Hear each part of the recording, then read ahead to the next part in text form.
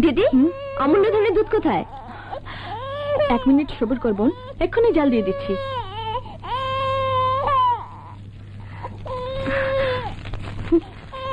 কালও তোমাকে বলেছি আমার 8টার মধ্যেই দুধ চাই, আর এখন তো 9টা বাজে।